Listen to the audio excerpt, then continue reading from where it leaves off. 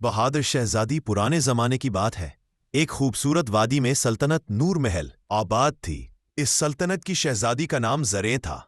ज़रें ना सिर्फ हसीन थी बल्कि दिल की भी बहुत साफ। मगर सबसे बड़ी बात यह कि वो बहादुरी में किसी से कम ना थी। वो घोड़ा दौड़ाने, तीर अंदाजी और तलवार चलाने में माहिर थी। एक दिन खबर आई कि पहाड़ों के पार एक खौफनाक अजदहा गांव के लोगों को तंग कर रहा है। वो हर महीने सोना और कीमती चीजें मांगता, वरना गांव को जला देता। बादशाह ने सिपाहियों को भेजा मगर वो वापस ना लौटे। सब लोग खौफ में मुब्तला थे।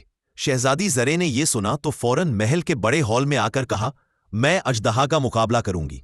बादशाह हैरान रह गया। बेटी, यह खतरा है, तुम अकेली कैसे जाओगी? ज़रें ने मजबूत लहजे में कहा, मैं अपनी सल्तनत के लोगों को बचाने के लिए कुछ भी कर सकती हूं। अगली सुबह ज़रें ने अपनी सुनहरी जर्रा बख्तर पहनी, कमर में तलवार बांधी और अपने सफेद घोड़े पर सवार होकर रवाना हुई। वादियों से गुजरती, दरिया पार करती और जंगल उबूर करती वो पहाड़ के दामन तक पहुंची। वहां अजदहा गुस्से से आग उगल रहा था। ज़रें ने घोड़े से उतरकर बहादुरी से ललकारा, ए अजदया, आज तेरा जुल्म खत्म होगा। अजदहा दहाड़ कर उस पर झपटा, मगर ज़रें ने तलवार घुमाकर उसकी एक आंख जख्मी कर दी।